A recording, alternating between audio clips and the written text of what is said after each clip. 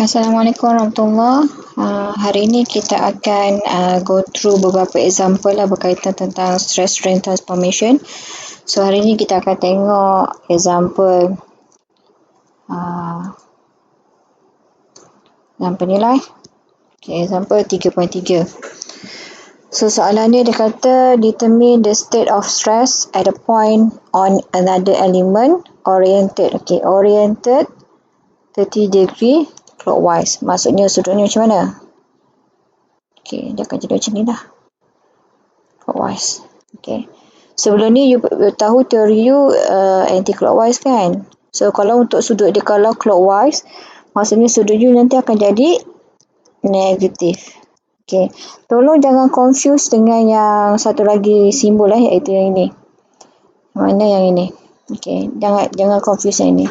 Ini applicable ataupun boleh digunakan pakai dia hanya untuk yang gambar rajah yang ini. Okay. So kalau macam ni dia untuk ni more kepada stress punya simbol lah. Okay.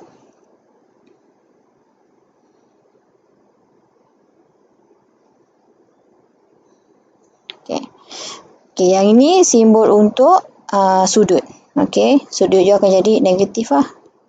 Iaitu negatif 30 darjah. Okay, sebenarnya kita akan masukkan dalam equation. Okay, dalam example 3.3 ni, macam you nampak yang ini. Ni Miss Farah dah simplify kan. Cuma kat sini kita akan belajar macam mana nak baca simbol sign convention ni dalam stress strain transformation. So biasanya soalan dia akan bagi macam inilah figure macam ni. Okay. So macam kita tahu kalau untuk normal stress, kalau dia compression dia akan jadi kalau dia adalah compression dia akan jadi negatif. So dia akan jadi negatif lah. Okay. So kalau dia tension dia akan jadi positif. Okay. Positif. So sekarang you nak tengok nak kena cari yang ini bukan yang Miss Farah simplify kan. Ini mungkin ini adalah jawapan. Sorry. Yang ini bukan Miss Farah simplify kan. Dia adalah more kepada macam jawapan dia lah. Tapi sebenarnya sepatutnya tak payah letak benda ni, takut nanti you're confused. So sekarang ni yang ini adalah jawapan. Okay, bukan information. Okay, so jawapan. So, dia nak kamu carikan stress. Okay, yang ni kan adalah X prime, stress X prime, Y prime tu adalah pada sudut yang baru, iaitu 30 degree clockwise. Okay.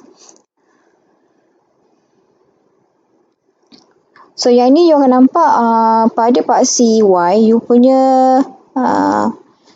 normal stress tu akan jadi tension. So, tension adalah positif lah.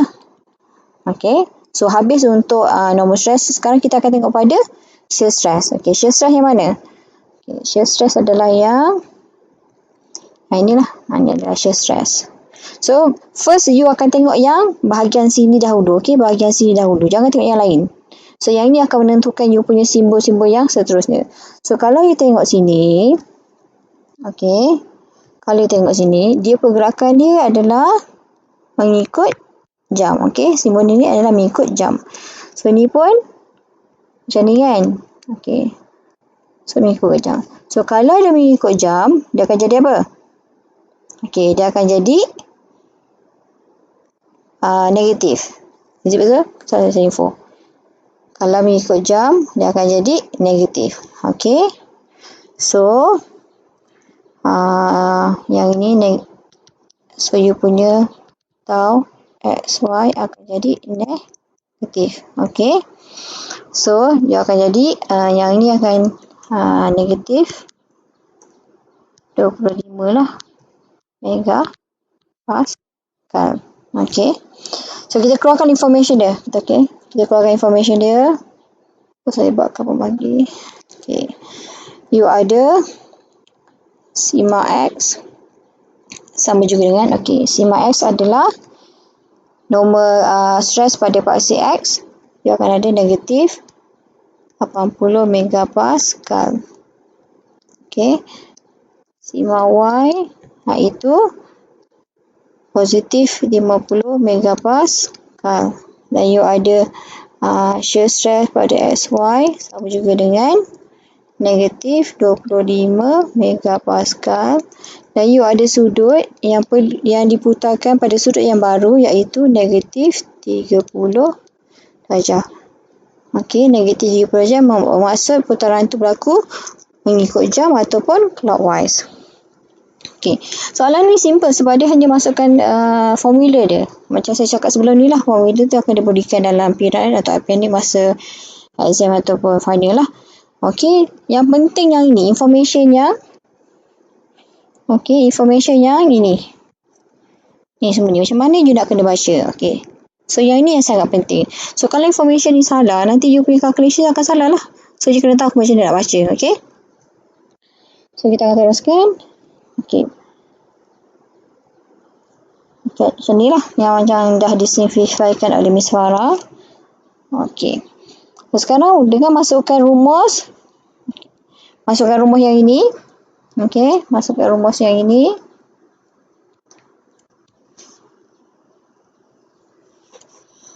Kena berhati-hatilah. Okey, you ada sigma X kamu.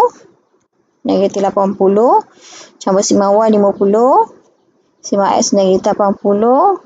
Okey, sigma Y kamu adalah 50. Cos 2 theta. Theta kita adalah negatif 30. Campur shear stress on XY negatif 25. Sin 2 theta. Theta negatif 30. So, bila you calculate, yang ini kena berhati-hati untuk calculate sebab you ada pecahan, you ada cos dan you ada 2 theta. So, nanti you akan dapat sigma ataupun stress yang baru pada sudut yang baru iaitu negatif 25 megapascal. Okay. So, untuk yang carikan shear stress pada X prime dengan Y prime. Okey, gunakan rumus yang ini. Okey, gunakan rumus yang ini. Sama juga, masukkan nilai. Selalu student dia buat silap apa? Dia lupa yang ni, negatif ni. Dia lupa negatif ni. So, apa yang saya buat, kita buat macam ni lah. Nak elakkan berlakunya kesilapan tu lah. Better you buat macam kurungan ni lah. Bila kurungan ni nanti you dapat bezakan lah. Yang ni akan ada negatif. So, yang ni selalu student boleh buat. Tapi, bila dia salah menggunakan rumus, tu yang sayang tu. Sedangkan, kalau ikut soalan macam ni, dia punya markah tinggi. Okay. So, sekarang nanti bila dah masuk ke dalam rumus, you akan dapat shear stress pada fase yang baru adalah negatif 68.8 megapascal. So, negatif bermaksud dia adalah apa? Negatif maksud apa adalah clockwise ke anti-clockwise? Clockwise, Clockwise. Okay. So, yang ni sebaiknya bila dah dapat jawapan ni, you kena transformkan dia. Okay, transformkan dia kepada ini bau plane CD bau plane CD yang ini. Okay. So, kena cari setiap plane sebab soalan dia minta kamu determine the state of stresses on another element. Okay. So, ini adalah pada plane CD. CD yang ini. Okay. So, untuk plane BC, dia kena buat pada PC sebab kita ada nilai sigma Y yang berbeza. Okay. Jadi, sigma Y iaitu 50 megapascal. Sigma X ada negatif 80. Okay. Sigma X ni terletak pada plane CD. Sigma Y terletak pada plane PC. Sebab tu kena buat pada ni lah. So, pada plane yang lain tu, iaitu plane yang ini dengan yang ini, sama je. Mewakili CD dan juga BC. Okay. So, that's why kena buat pada plane untuk BC lah. Okay, pada plane BC. Okay. Masih lagi guna rumus yang sama. Dengan hati-hati masukkan rumus tersebut lah. Okay. Sekarang yang ni sigma Y. Ni sebelum misalnya salah Kalau bagi ni, sepatutnya kalau pada plane BC, okey, BC jadi berapa? BC sepatutnya, yang ni salah Kalau you tengok pada plane BC, you ada sigma Y, sama saja. Tapi kat sini dia punya tu sama, cuma sudut dia berbeza. Okey, sudut dia berbeza. Sebab kita tahu kan dia berputar, asal kan macam ni kan, asal kan dia 30. So bila dia rotatekan ke atas tambah lagi, maksudnya yang ini adalah 30 campur dengan lagi apa? 30. Okey, so dia akan jadi 60 lah. Okey. So plane bagi BC. Okey, hati-hati yang ni. Selalu mistake lah. So nanti kalau tengok untuk sigma X prime bagi plane BC adalah negatif 4.15 megapascal. Tapi kalau you perasan, untuknya shear stress bagi X prime Y prime bagi plane BC sama. Cuma beza pada yang ni adalah positif. Okey, yang ni positif. Yang ini dia positif. Kalau pada plane CD dia adalah negatif. Okey, kita akan lukiskan dia lah. So nak lukiskan ni kita kena transformkan kepada gambar rajah ni lah. Okey, gambar rajah ni. Lukiskan balik berdasarkan simbol-simbol ni. Berdasarkan kepada simbol-simbol yang ini.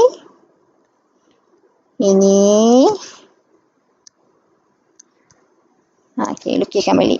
Okey, kita tengok satu-satu.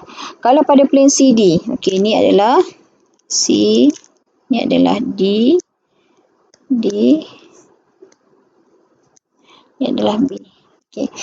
Pada CD pada sigma Y dia adalah negatif, bermaksud dia adalah compression, negatif compression. So, yang ni pun akan sama, negatif 25.28.5. So, yang sebelah dia ni pun, sebab dia bertentangan sata, dia akan jadi compression juga. Okey. Sekarang tengok pada plane BC. Tengok pada plane BC. Mana plane BC yang ni? Okey, ni ada plane BC. Pada plane BC, okey, dia akan jadi apa? Dia sepatutnya akan jadi negatif, iaitu bila negatif dia adalah compression. So, you buat macam ni.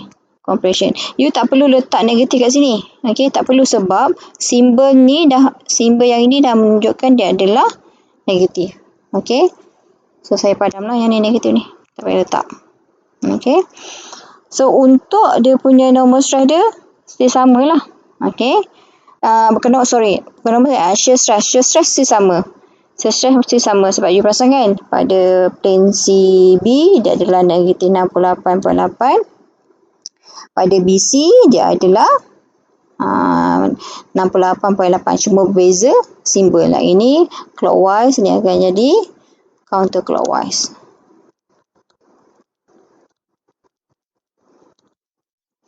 Okey, counterclockwise. So letakkan ni dah akan jadi counter, iaitu macam ni lah. Okey, counterclockwise. Yang ni akan jadi counterclockwise, dia akan jadi clockwise. Okey.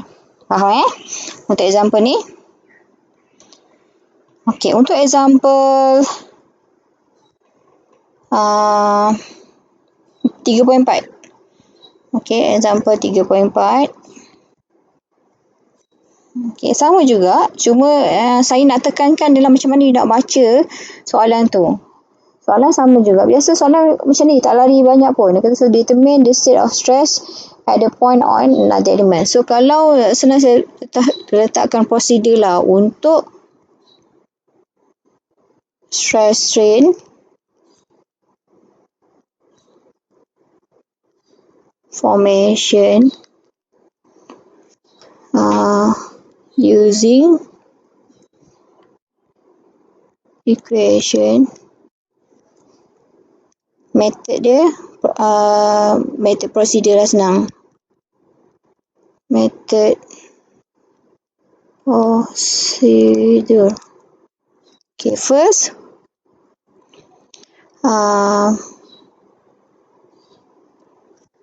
keluarkan info lah daripada soalan. Keluarkan info daripada soalan. Okey. Iaitu info dia apa? Info dia yang pertama, sigma X, sigma Y, shear stress XY dan juga you punya theta. Okey. Yang ini. Okey. Ini semualah. Okey, ini info dia. Berdasar dengan berserta dia punya simbol negatif ke positif ke. Okey, itu yang you perlu buat lah. Yang kedua,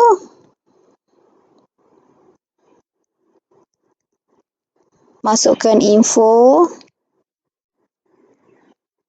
dalam equation. Equation apa? Equation sigma X prime, sigma Y prime, shear stress tau X prime Y prime. Okay. Masukkan ni. So, step yang ketiga, lukiskan apa kita panggil tu? Stress strain punya SATA lah.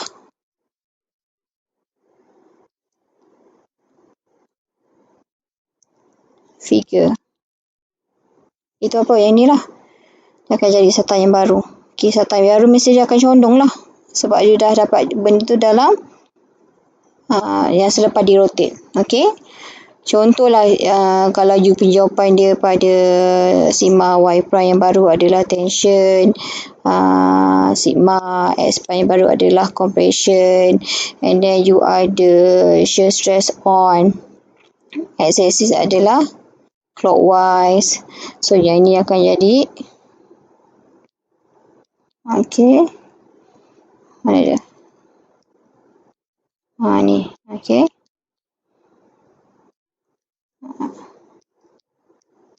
Lepas tu berserta dengan dia punya sudut lah. Sudut berapa sudut ni berapa. Okay. Sama ada sudut tu adalah clockwise ke ataupun anti-clockwise. Okay. Lukiskan stress strain figure lah. Ini adalah method prosedur untuk menjawab soalan yang macam ini. Okay. So, kalau you guna pakai, you akan dapat lah dia punya ni. Okay.